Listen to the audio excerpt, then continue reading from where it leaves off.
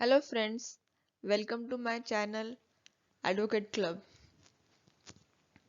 पहले previous lecture में friends हमने आईपीसी स्टार्ट किया था एंड आईपीसी में हमने फर्स्ट कुछ दो चैप्टर देख लिए हैं। अब हम लोग पनिशमेंट तक थे। जनरल एक्सेप्शन के बाद अब हम लोग पनिशमेंट देखेंगे आज, जो सेक्शन 53 से 75 तक है। चैप्टर थर्ड बताता है पनिशमेंट्स किस तरह से होनी चाहिए। ऑब्जेक्ट क्या है पनिशमेंट्स का, फर्स्टली तो हम ये देखेंगे सोशल पीस मेंटेन करना। Specially why? Because human being is a social animal, hence law is required so as maintain social relationship. जो भी सोशल रिलेशनशिप होती है हम लोगों में, उसको मेंटेन करने के लिए नेसेसरी है कि लॉ बहुत ज़्यादा एप्लीकेबल करके हर चीज़ को पनिश करके कुछ उनको डिटरन दिखा के उनको संभाल के किस तरह से चलाना चाहिए पूरे लॉ को, या सोशल रिलेशनशिप किस तरह से मेंटेन रखना चाहिए, इसकी नेसेसरी को देखते हुए ये पनिशमेंट का चैप्टर ऐड किया गया था। लॉर्ड मैक्यूलर ने जब ये ड्राफ्ट किया था फ्रेंड्स, तो हर एक पनिशमेंट की थ्योरी को माइंड में रखते हुए ड्राफ्ट किया था। तो हम लोग देखते हैं कि थ्योरीज ऑफ पनिशमेंट कौन कौन सी है पहले, तब हमको पता चलेगा कि पनिशमेंट्स किस तरह से आई और उसको किस तरह से इम्प्लीमेंट किया गया हमारे आईपीसी में। बिकॉज बैकग्राउंड किसी भी चीज़ का अगर आप जानते हो तो आपके लिए ईजी हो जाता है कोई भी चीज़ समझने के लिए। तो कुछ थेरीज थी जो अगर आप जूरिस्प्रूडेंस पढ़ चुके होगे तो उसमें ये बहुत अच्छे से डिटेल में है, बट हम लोग आईपीसी पढ़ रहे हैं तो जूरिस्प्रूडेंस पे मैं जाऊंगी नहीं, बट बता दूंगी कि थेरीज क्या क्या है पनिशमेंट के, जिसके थ्रू पनिशमेंट्स आई हैं। तो चार काइंड की थेरीज थे फ्रेंड्स। डिटरेंट थेरी आप लोग सब जानते होंगे, लॉ के स्टूडेंट है तो। सेकेंड वन थी preventive theory, third one reformative theory, and fourth one is a retributive theory.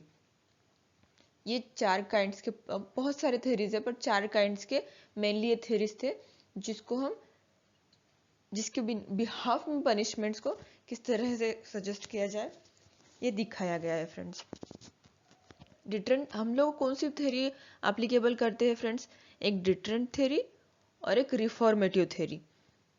Because deterrent theory में हम लोग पनिशमेंट का जो फियर होता है, जो डर होता है, वो दिखा के कुछ क्राइम करने से रुकाया जा सकता है। बट इसमें बहुत सारे कॉन्सिक्वेंसेस आए, बहुत सारे क्रिटिसिजम्स चले कि ये रखना चाहिए या नहीं रखना चाहिए।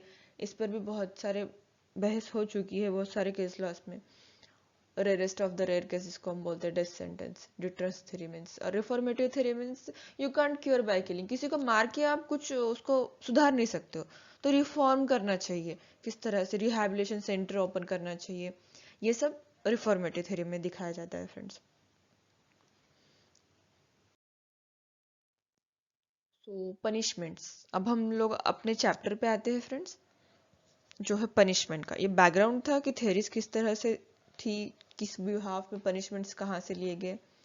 नाउ हम लोग देखते हैं कि पनिशमेंट्स, तो उसका मैंने एक फ्लो चार्ट बनाया फ्रेंड, जो सेक्शन 53 में पनिशमेंट्स दी है। उसे काइंड्स ऑफ पनिशमेंट 5 प्रकार के होते हैं।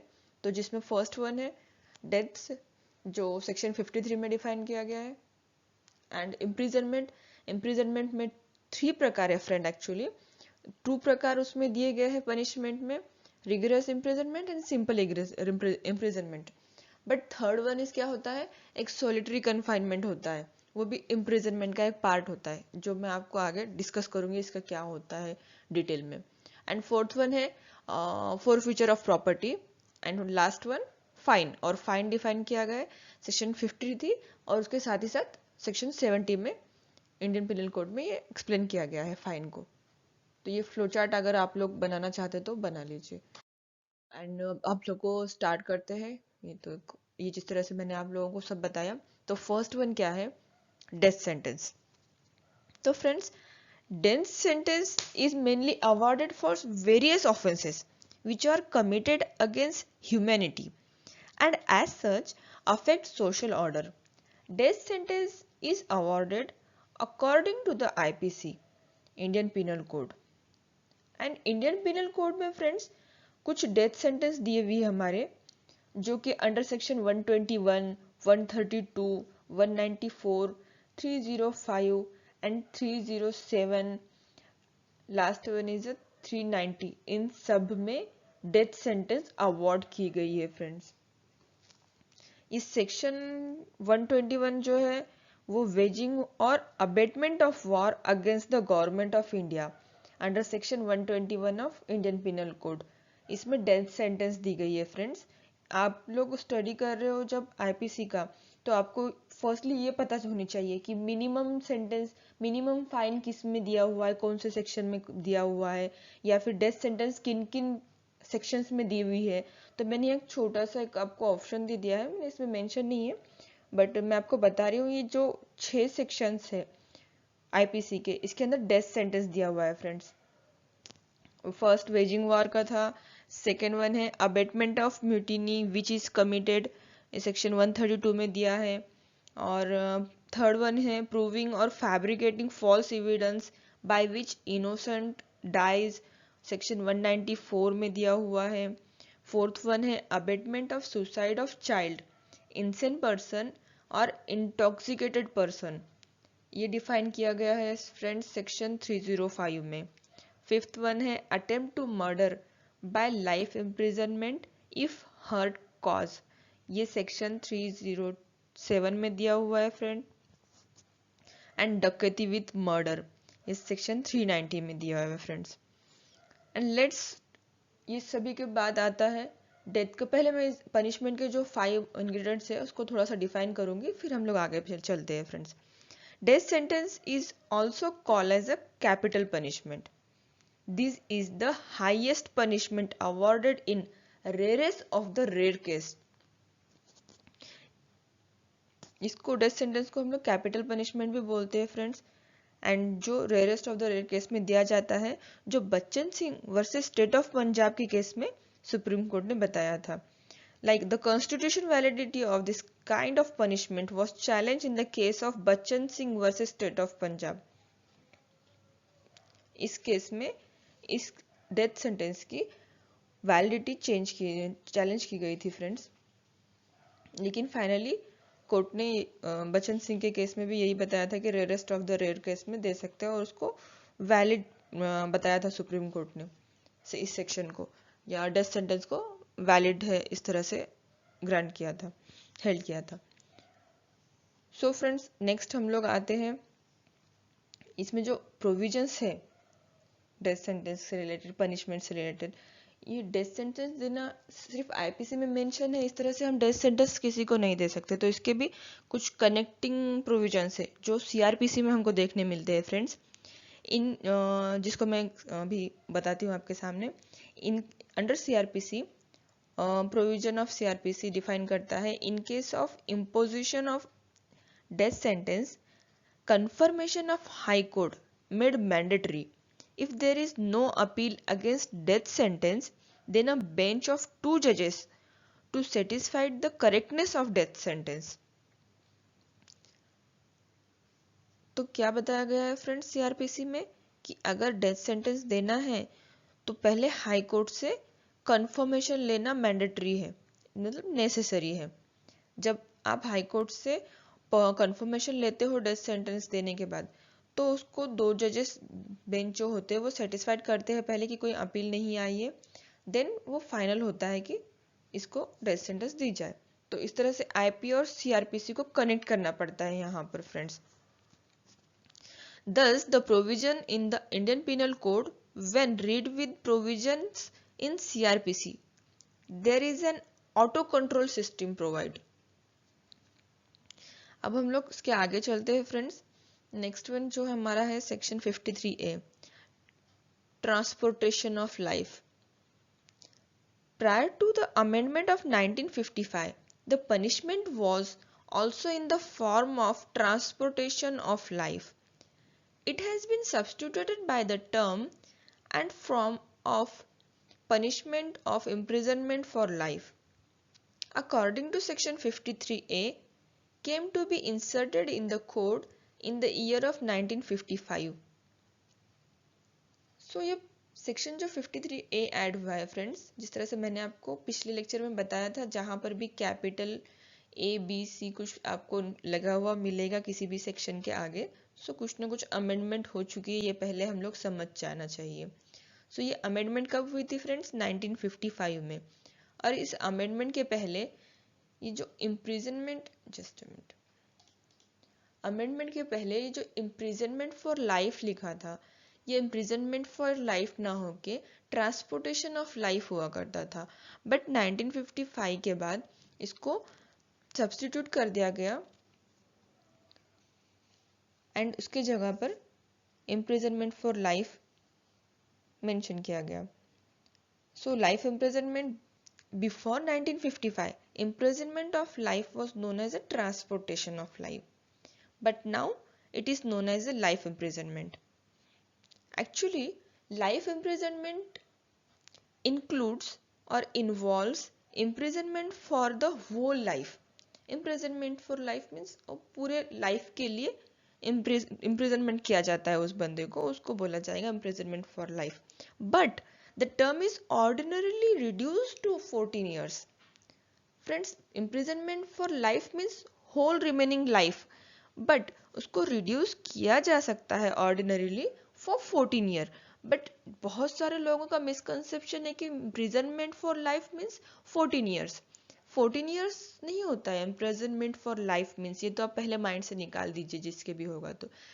imprisonment means of life means whole life होती है एक कॉमन पर्सन की। बट अगर कुछ ऑर्डिनरी प्रोविजंस में या फिर कुछ ऑर्डिनरी सर्कमस्टेंस में, लाइक उसका बिहेवियर अच्छा है, सो इस तरह से कुछ कर सकती है गवर्नमेंट कि वो रिड्यूस कर सकती है ऑर्डनरी फॉर्म में, और जो रिड्यूस करके 14 ईयर तक लाया जा सकता है। सो उसके बाद है फ्रेंड्स इम्प्रिजनमेंट। इम्प्रिजनमेंट है 2 टाइप्स के जो हमने देखा, रिगरस एक होता है, सिंपल एक होता है। rigorous imprisonment, it is divided as rigorous imprisonment which is hard labor and simple imprisonment which is only labor. इसमें मुझे नहीं लगता फ्रेंड्स कुछ समझाने की जरूरत है, इसलिए हम लोग आगे चलते हैं। रिगरस में कुछ हार्ड वर्क दिया जाता है और सिंपल इम्प्रिजनमेंट में नॉर्मल सा वर्क, लेबर वर्क दिया जाता है। और फोर्थ वन है फोरफीचर ऑफ प्रॉपर्टी फ्रेंड्स, इसमें यह भी आ गया forfeiture of property. So forfeiture of property कब कब होती है ये हम लोग देखते हैं friends.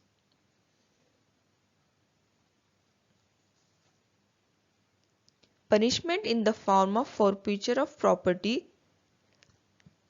is imposed when property is acquired by theft, corruption, black money, illegal means like forfeiture by the government, then the property is forfeited by the government friends. जब थेफ्ट होता है, करप्शन होता है, ब्लैक मनी की case होती है friends, या illegal means होता है कोई, तो जो प्रॉपर्टी होती है इस तरह की वो फोरफिट की जाती है। और ये कौन करता है? ये गवर्नमेंट करता है। सो गवर्नमेंट के थ्रू होता है। सो हमने जो सेक्शन डेथ का पहले देखा फ्रेंड्स, ये कंस्ट्रक्शन का होगा, communication of sentence of death and sentence of imprisonment for life देखा हमने। एंड अप्रोप्रिएट गवर्नमेंट, क्यों आया यहाँ पर अप्रोप्रिएट गवर्नमेंट? 55A में ये भी अमेंड करके डाला गया, बिकॉज जो फॉरफीचर ऑफ प्रॉपर्टी होती ना फ्रेंड्स, या फिर डेथ सेंटेंस जो प्रोवाइड की जाती है, तो ये अप्रोप्रिएट गवर्नमेंट के थ्रू होती है, उसके सैंक्शन मिलने के बाद ही डेथ सेंटेंस अलाउ किया जाता है। जो इसमें हम देख सकते हैं जिस तरह से, in case where the sentence is a sentence of death और is for an offence against by law relating to matter to which the executing power of the union extend, the central government, and in case where sentence whether death or not is for an offense against any law relating to a matter to which the executive power of the state extend the government of the state within which the offender is sentenced. इसलिए अगर कोई भी sentence देना होता तो by government होता है, तो इसमें एक मीनिंग दिया हुआ है कि किसको बोला जाएगा। सो फ्रेंड्स इस तरह से हम आगे चलते हैं। अब हमने देखा फॉरफीचर ऑफ प्रॉपर्टी एंड उसके बाद है फाइन। हम लोगों का फाइनल जो पनिशमेंट है वो होती है फाइन की। तो फाइन क्या होता है? Fine are mainly awarded either along with imprisonment और विदाउट इम्प्रिजनमेंट। या तो फाइन कैसे दिया जाता है फ्रेंड्स?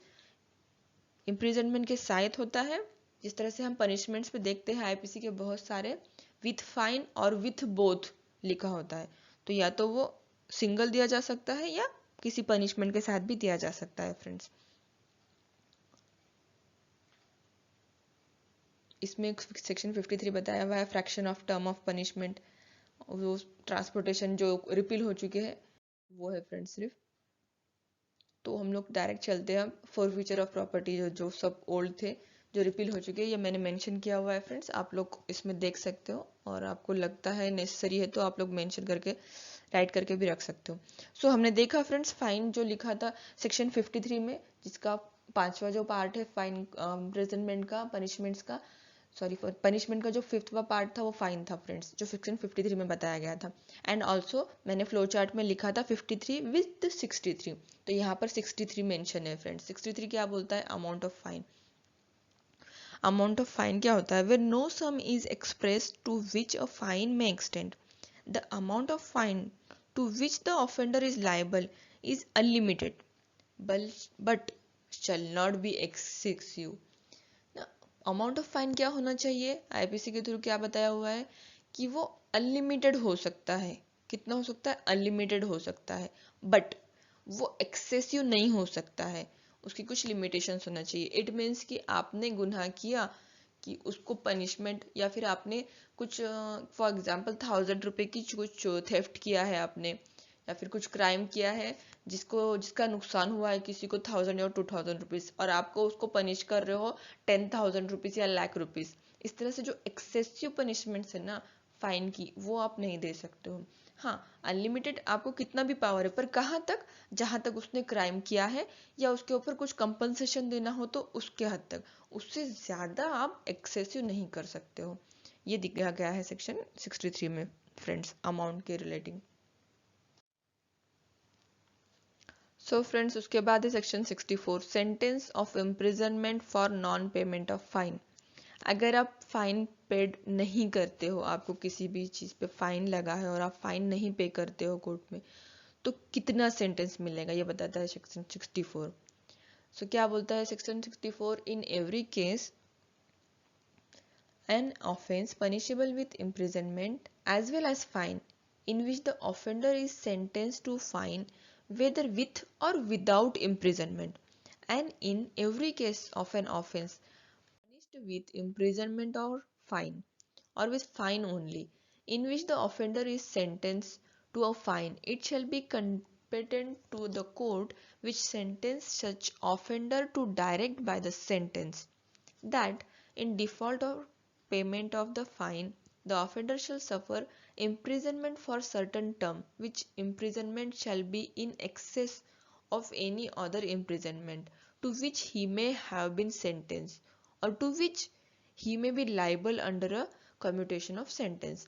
अगर आपने जितना आपको फाइन इम्पोज किया गया था वो पेड नहीं किया है, तो आपको उसके बिहाफ में कुछ इम्प्रिजनमेंट आपको सफ़र करना पड़ेगी।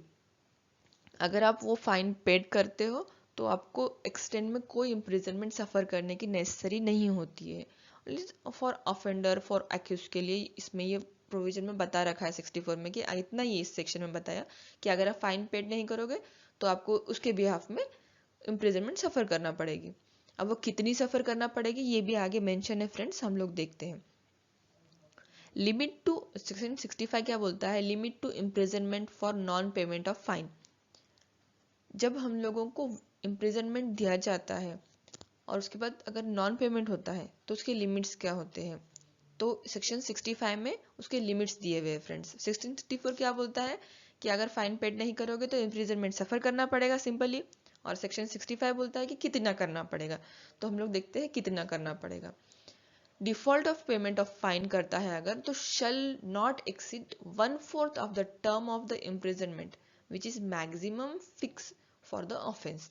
मीन्स क्या फ्रेंड्स, कि जितना ऑफेंस किया है तो उस ऑफेंस का 1/4 अगर वो पेमेंट फाइन नहीं करता है, इन सपोज फॉर एग्जांपल ऐसा लेते हैं हम लोग कि उसको इम्प्रिजनमेंट भी हुआ है एंड उसको फाइन भी है, तो उसको जो इम्प्रिजनमेंट हुआ है फॉर अ टर्म 4 ईयर या 3 ईयर, सॉरी 4 ईयर की कोई पनिशमेंट है ही नहीं आईपीसी में, सो 3 ईयर सपोज हम लेते हैं, तो उसको अगर 3 ईयर का होता है मैक्सिमम फिक्स, उस ऑफेंस के लिए 3 ईयर है, 7 ईयर है, 10 ईयर है, तो उस इम्प्रिजनमेंट का उसके साथ विथ फाइन और विथ बोथ जहाँ होता है उसके साथ फाइन है इम्प्रिजनमेंट के साथ, तो उसको फाइन भी भरना था, जितनी भी उसके साथ लगी हुई थी 3000 2000 जो मेंशन है आईपीसी के प्रोविजंस में, कहीं कहीं 5000 है, कहीं तो 10 रुपीज भी है फ्रेंड।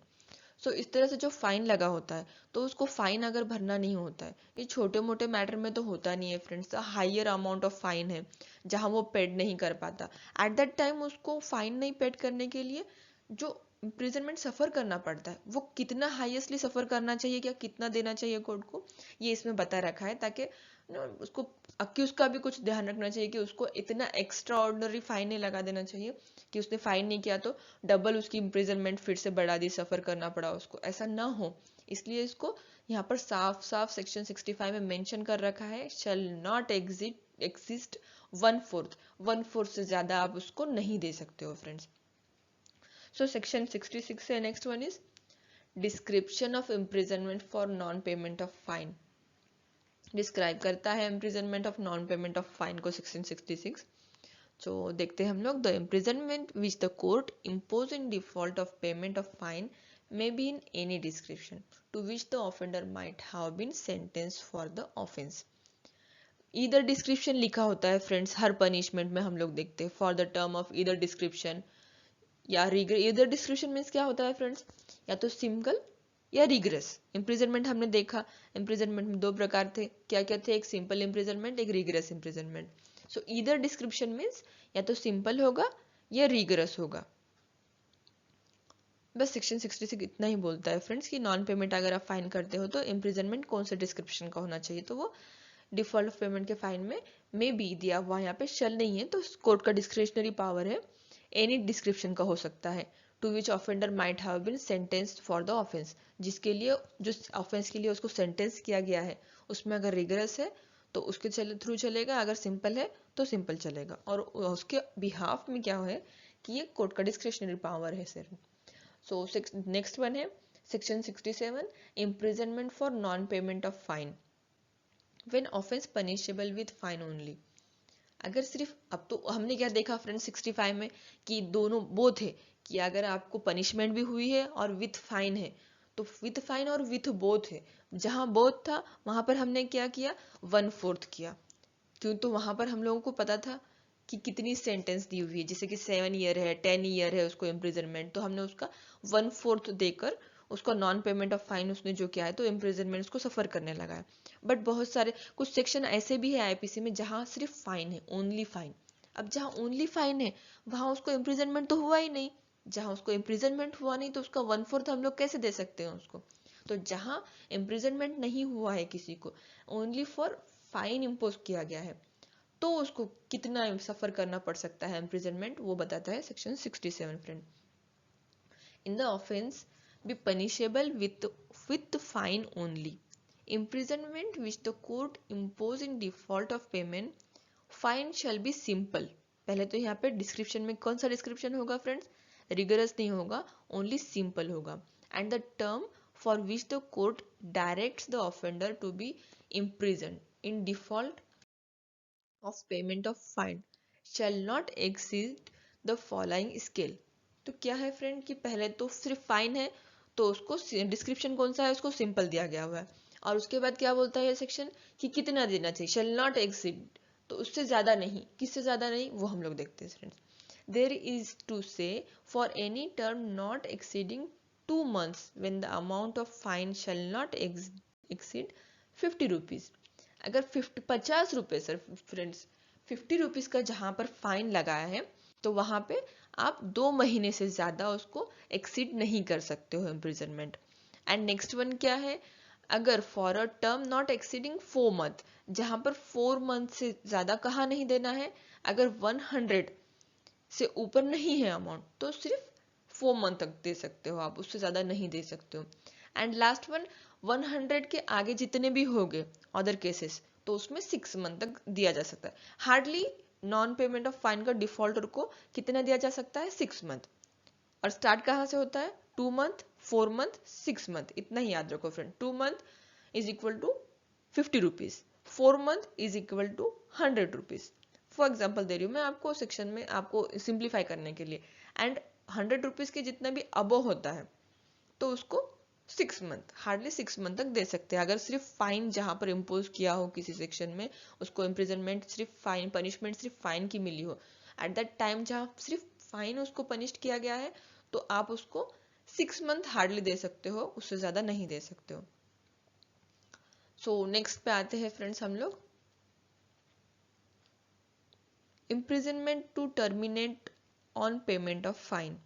इसमें क्या होता है फ्रेंड्स की टर्मिनेट कर किस तरह से टर्मिनेट किया जा सकता है। डिफॉल्ट ऑफ सेंटेंस, जो फाइन पनिशमेंट जो फाइन की दी हुई है, अगर default of payment of fine होता है तो कब टर्मिनेट होती है फ्रेंड्स, अगर उसको जो फाइन इम्पोज किया था अगर उसने नहीं दिया और वो डिफॉल्टर हो गया, मतलब default of payment of fine होता है, तो ये टर्मिनेट कब होगा।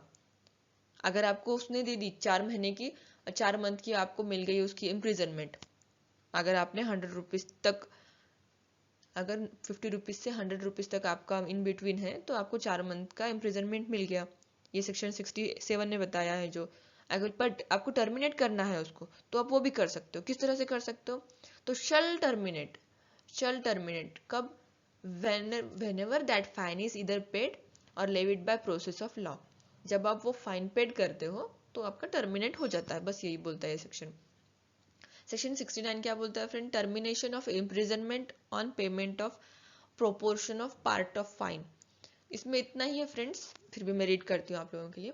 If before the expiration of the term of imprisonment fix in default of payment, जितना इम्प्रिजनमेंट का टर्म एक्सपायर होने के पहले फिक्स किया गया था उसके पहले इन डिफॉल्ट ऑफ पेमेंट में, such a proportion of the fine be paid और levied that the term of imprisonment suffer in default of payment is not less than proportional to the part of the fine still unpaid, the imprisonment shall terminate। कब होती है कि आप उसका जो imprisonment दिया हुआ है 4 मंथ का, उसमें से 2 मंथ आप कर चुके हो, आप इम्प्रिजनमेंट सफर कर चुके हो 2 मंथ का, रिमेन 2 मंथ है और आपने 50 रुपीज पेड कर दिए, मीन्स आपको 100 रुपीज का फाइन था, आपने 2 मंथ जेल में सफर कर लिए इम्प्रिजनमेंट उसकी, और जो 2 मंथ बचे हैं अभी, आपका जो फाइन कितना रह गया 50 रुपीज रिमेन रह गया, तो आपने उसमें जो पार्ट का जो फाइन था 50 रुपीज, अगर आप वो पेड करते हो तो आप वो इम्प्रिजनमेंट रिमेनिंग जो रहेगी उसको टर्मिनेट करके ले सकते हो। नीचे कुछ ये भी दिया है फ्रेंड, इलस्ट्रेशन है जिसको आप पढ़ने के बाद इजीली समझ पाओगे। देखिए फ्रेंड्स सेम है, फाइन होता है अगर 100 रुपीज का अगर फाइन है तो 4 मंथ की इम्प्रिजनमेंट हो गई डिफॉल्ट में। Here in 75 rupees of the fine be paid और levied before the expiration of 1 month. अभी मैंने 50 पर बताया था, अगर इसने 1 मंथ की सेंटेंस की तो ये 75 रुपये पे बता रहा है। A will be discharge as soon as the first month has expired if 75 rupees be paid or levied at the time of expiration of first month or at any later time while A continues in the imprisonment, A will be immediately discharged if 50 rupees of the fine be paid or levied। यही अभी हमने अभी discuss किया। सो 70 क्या बोलता है section, fine लेविबल within 6 years or during imprisonment, death, not to be discharged property from liability।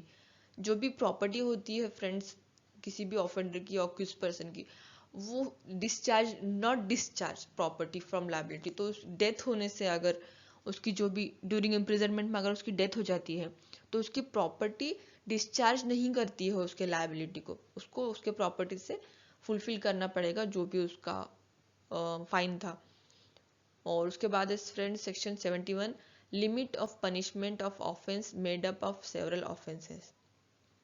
ये section क्या बोलता है फ्रेंड्स, हम लोग देखते हैं।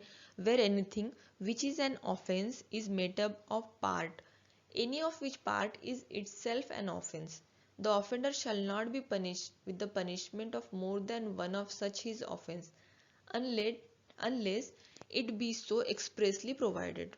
क्या बोल रहा है फ्रेंड्स ये सेक्शन, कि अगर कहीं प्रोवाइड करके नहीं रखा है तो आप इस तरह से पनिशमेंट नहीं दे सकते हो। किस तरह से, part is itself an offense, the offender shall not punish with punishment of more than one of such his offenses। एक से ज्यादा जब उसने ऑफेंसेस किए हुए फ्रेंड्स तो उसमें से उसको one of, more than one of such his offences को पनिश नहीं किया जाता है। अनलेस जब तक कि वो एक्सप्रेसली प्रोवाइड करके नहीं रखा हो।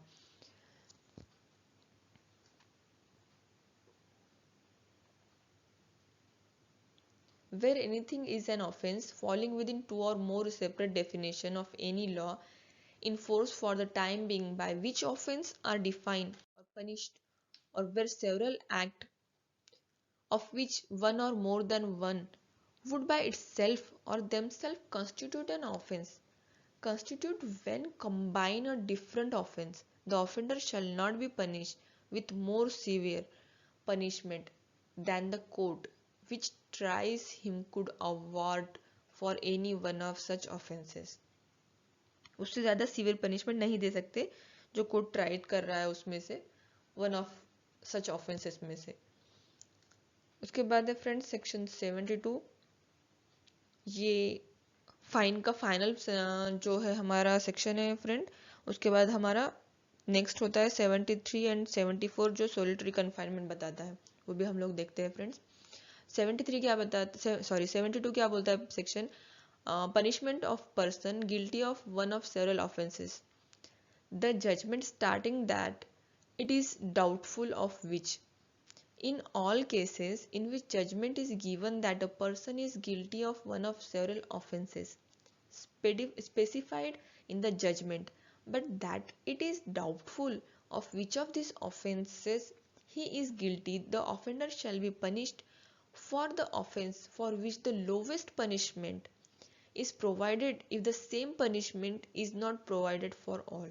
जहाँ डाउटफुल होता है फ्रेंड, डाउटफुल वर्ड है यहाँ पर देखिए, डाउटफुल, जहाँ डाउटफुल होता है कि पनिशमेंट अक्यूज जो है, जो ऑफेंडर है, उसने वो किया है कि नहीं है, जजमेंट जहाँ डाउटफुल होता है किसी 4% सेवरल ऑफेंसेस में से गिल्टी पर्सन पनिश्ड किया जा रहा है, उसको डाउटफुल है अगर कोई भी प्रोविजन अगर सही से स्पेसिफाइड नहीं हो रहा है जजमेंट में, तो कोर्ट क्या करता है जजमेंट में उसको, अगर एक से ज़्यादा पनिशमेंट है, एक से ज़्यादा उसका क्राइम्स किया है, एक से ज़्यादा सेवरल ऑफेंसेस उस पर अप्लीकेबल है, देन वन ऑफ उसमें से जो एक जो सब में कम रखता है इम्प्रिजनमेंट, जो पनिशमेंट सबसे कम हो सकती है, वो पनिशमेंट जब डाउटफुल होगा तो वो प्रोवाइड करेगा कोर्ट उसको। इतना ही बोलता है सेक्शन 72।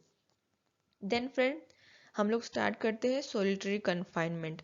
जो फाइन का हमने देखा था, जिस तरह से हमने अपने चार्ट में बताया था, सोलिटरी कन्फाइनमेंट एक थर्ड पार्ट था इम्प्रिजनमेंट का, तो हमने दो देख लिए फ्रेंड्स, रिगरस क्या है, सिंपल क्या है। अब हम देखते हैं सोलिटरी कन्फाइनमेंट क्या है।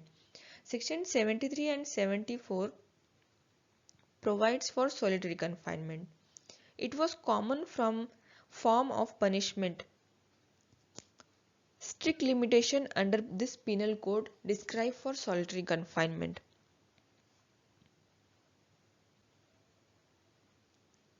It involves completely isolating a convict in different cell, that is keeping him a different chamber. Solitary confinement क्या होता है friend, in short keeping him in a different chamber, उसको एक अलग चेम्बर में रखा जाता है, बट कब तक, ज़्यादा टाइम तो किसी को नहीं रख सकते बिकॉज ऑफ उसका माइंड हैमर हो सकता है, तो उसमें भी सॉलिटरी कन्फाइनमेंट कितना टाइम के लिए देना चाहिए किसी को, आप कितने टाइम को किस बंदे को सॉलिटरी कन्फाइनमेंट में रख सकते हो, बिकॉज साइंटिफिक है फ्रेंड कि ज़्यादा टाइम तक किसी को एक अंधेरे रूम में बंद कमरे में जो रखते हैं वो ज़्यादा टाइम तक नहीं रख सकते, उसके बाद वो पागल भी हो सकता है अकेलेपन के कारण, अंधेरे से। वो एक चेम्बर होता है जहाँ कोई अंधेरा सा रूम होता है जहाँ पर वो बंदे को रखा जाता है, वो एक्यूज को रखा जाता है, उसको बोलते हैं solitary confinement in short. But वो कितनी रखनी चाहिए, कब उसको अंदर ले जाना चाहिए, कितने ड्यूरेशन में रखना चाहिए, उसके इन बिटवीन सॉलिटरी कन्फाइनमेंट देने के सपोज जितने भी मंथ है उसके बीच में कितने का गैप होना चाहिए, ये सब हमको बताता है section 73। The prisoner is kept alone and is completely served from other so as to cause loneliness। उसको जो loneliness होता है उसको साइड में जो अकेला रखा जाता है उस चेम्बर में, इसके वजह से। लिमिट ऑफ सॉलिटरी कन्फाइनमेंट क्या होती है हम लोग देखते हैं फ्रेंड। अब in executing a sentence of solitary confinement such confinement shall in no case exceed 14 days at a time with interval between the period of solitary confinement of not less than duration than such period, and when the imprisonment awarded shall exceed 3 months, the solitary confinement shall not exceed 7 days in any one month of the whole imprisonment awarded, with interval between the period of solitary confinement of not less than duration than such periods. आप लोग बोलोगे ये कहाँ से? पहले मैं both ले रही हूँ लैंग्वेज फ्रेंड्स, जिसको इंग्लिश समझ में आता है उसके लिए इंग्लिश, उसके बाद मैं उसको हिंदी में भी डिस्क्राइब कर रही हूँ आप लोगों के लिए. सो क्या बताया गया है फ्रेंड्स कि sentence him to rigorous imprisonment of, इसमें भी देखते हैं हम लोग सेक्शन क्या बोलता है. Whenever any person is convicted of an offence for which under this code the court has power to sentence him to rigorous imprisonment. पहले तो रिग्रेस इम्प्रिजनमेंट होना चाहिए, एंड द कोर्ट में, शल नहीं है फ्रेंड, डिस्क्रिशनरी पावर दिया हुआ court का यहाँ पर, bye it's sentence order that the offender shall be kept in solitary confinement for any portion or portions of the imprisonment to which he is sentenced, not exceeding 3 months in a whole. आप ना कितना भी दे नहीं सकते हो solitary confinement किसी भी accused को, किसी भी ऑफेंडर को. At that time only 3 month का आप एक्सीड कर सकते हो, 3 मंथ का ही आप दे सकते हो, उससे ज़्यादा एक्सीड नहीं कर सकते हो. सॉरी, अगर आपको देना है सॉलिटरी कन्फाइनमेंट, वो भी रिगरस इम्प्रिजनमेंट होगा और हीनियस क्राइम होगा, तो सॉलिटरी कन्फाइनमेंट दिया जाएगा फ्रेंड्स, बट वो एक्सीडिंग नहीं कर सकता है 3 मंथ को, मतलब सिर्फ 3 मंथ तक ही दिया जा सकता है. बट वो 3 मंथ तक भी किस तरह से दिया जाना चाहिए, ये भी यहाँ पर डिफाइन किया हुआ है friends. Time not exceeding 1 month, 1 महीने से ज़्यादा नहीं देना चाहिए. कब? जब imprisonment shawl not exceed 6 month. अगर 6 मंथ तक की उसको इम्प्रिजनमेंट है तो सॉलिटरी कन्फाइनमेंट कितनी, सिर्फ 1 मंथ तक दे सकते हैं, उससे ज़्यादा नहीं दे सकते हैं. ऐसा सेक्शन 63 बताता है हमको. और नॉट एक्सीडिंग 2 मंथ्स, 2 महीने से ज़्यादा नहीं दे सकते हैं, 2 महीने तक दे सकते हैं. कब? जब imprisonment shall exceed 6 months and shall not exceed 1 year. 6 महीने से ज़्यादा और 1 साल के अंदर तक या 1 साल तक अगर उसको इम्प्रिजनमेंट हुई है, तब उसको 2 महीने तक की, 2 मंथ्स तक सॉलिटरी कन्फाइनमेंट दिया जाता है. मीन्स उसको एक अकेले कमरे में रखा जा सकता है. थर्ड वन क्या है फ्रेंड, जो लास्ट वन है, बिकॉज सिर्फ 3 ईयर्स तक, 3 मंथ्स तक दे सकते हैं वोल, ये हमने पहले ही देखा. तो 3 मंथ्स तक देना है तो 1 मंथ हो गया 6 मंथ के लिए, 2 मंथ हो गया 1 ईयर तक के लिए, अब बचा सिर्फ हमारा 3 मंथ. तो 3 मंथ कब तक के लिए है? शल एक्सीड 1 ईयर. अगर 1 ईयर के अबाउ जो होता है तो यहाँ पर क्या 3 मंथ तक दे सकते हैं आप. 1 ईयर से आगे कितना भी हो तो उसको पहले 6 मंथ के लिए 1 महीना, अगर 6 मंथ के अबाउ जाता है 1 ईयर तक है तो 2 मंथ. लेकिन अगर 1 ईयर के अबाउ इम्प्रिजनमेंट जाती है, वो आगे कितनी भी हो फिर, तो उसको 3 मंथ तक ही दिया जा सकता है. कि तो वोल सिर्फ 3 मंथ बताया गया है, 3 मंथ इन वोल, उससे ज़्यादा एक्सीड नहीं कर सकते हो आप. तो इसलिए 1 ईयर के अबाउ कितनी भी हो उसको 3 मंथ तक ही सॉलिटरी कन्फाइनमेंट दी जा सकती है, उससे ज़्यादा नहीं.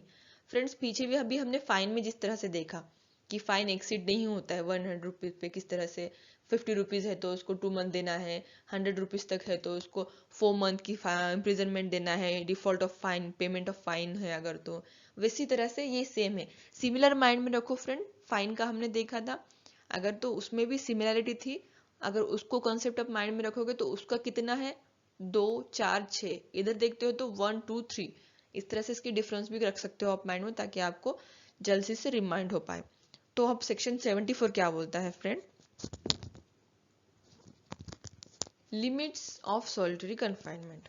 ये पनिशमेंट का हमारा लास्ट सेक्शन है फ्रेंड्स, कि लिमिट्स कितनी होनी चाहिए सॉलिटरी कन्फाइनमेंट के लिए. अब ये तो बता दिया हमने कि 3 महीने तक होना चाहिए, बट 3 महीना पूरा के पूरा 3 महीना क्या उसको अंदर रख सकते हो आप प्रिजन में? तो नहीं, उसके भी कुछ लिमिट्स है, कुछ पैरामीटर्स है जो सेक्शन 74 बताता है. पहले मैं इंग्लिश में जिसको मैंने हिंदी में बताया उसको ट्रांसलेट भी करके बता देती हूँ एक बार, फिर हम लोग लिमिट्स देखते हैं. और लिमिट्स जो मैंने आपको फर्स्टली बताया वो लिमिट्स यहाँ पर मेंशन की हुई है friends. An offence committed by criminal is looked upon as an act against the society. Individual claims the protection by living in the society. At the same time, there is a duty cast on him that he shall not violate the standard norms of behavior of society. If the member of the society commits any act affecting the society, then there is a strong reaction from the society for his division behavior. There is a social concern. Usually it compares of physical pains or forfeiture of property. The society intends to correct and inform his character. Punishment is the reaction of the society to the antisocial activities of the member of the societies. Controversy over role of punishment. There is a jurist controversy as to the role of punishment. The controversy is whether punishment is an end in itself or means to an end. Means and ends. What does it mean by means and ends? Various jurists have emphasized different elements in the imposition of punishment. Some of them treat punishment as means to an end. जहाँ punishment दे रहे हो बस वहां पर and हो जाता है, इस तरह से बोला जाता है इसको means to an end. That is administration of justice, while others treat punishment as an end in itself. इस तरह से बताया जाता है फ्रेंड पनिशमेंट का पूरा चैप्टर. एंड लिमिटेशन जो सोलिटरी कन्फाइनमेंट की होती है, जो मैंने पहले बताया, कितना इंटरवल होना चाहिए इसमें. In executing a sentence of solitary confinement, such confinement shall is no case exceed 14 days of at a time. आप 14 दिन से ज़्यादा उसको solitary confinement में नहीं रख सकते हो. अगर 14 दिन उसको solitary confinement में रखा तो उसको 14 दिन का फिर इंटरवल देना चाहिए, उसके बाद फिर 14 दिन अगेन आप रख सकते हो. इस तरह के इंटरवल के साथ ही आप उसको solitary confinement अवॉर्ड कर सकते हो. If solitary confinement of not less than duration than such period, and when the imprisonment awarded shall exceed 3 months, the solitary confinement shall not exceed 7 days in any 1 month of the whole imprisonment awarded. या फिर 7th day क्या बताया जा रहा है friends, only 7 day के gap में उसको इंटरवल्स होना चाहिए 7 डे का. whole imprisonment जो अवार्ड की गई है उसमें with interval between the period solitary confinement not less than the duration of such periods. 7 days और 14 days, सिर्फ इतना ही रखना है सर हम फ्रेंड्स हमको इसमें याद कि लिमिटेशन क्या है solitary confinement के, कि 7 days होना चाहिए या 14 days का गैप होना चाहिए. कब कब होना चाहिए ये भी हमने देखा फ्रेंड्स. तो इस तरह से हमारा पनिशमेंट का जो चैप्टर है friends, third one of IPC, ये कंप्लीट होता है फ्रेंड्स. आगे का जो प्रोविजंस है जनरल एक्सेप्शंस का चैप्टर 5 वो हम लोग नेक्स्ट लेक्चर में देखते हैं. So thanks for watching my video friends. जो भी आपके क्वेश्चंस है, कुछ कमेंट्स हैं या कुछ उसमें चेंजेस चाहिए आपको, तो वो भी आप मुझे कमेंट्स बॉक्स में लिख के मेंशन कर सकते हो friends. Thank you so much.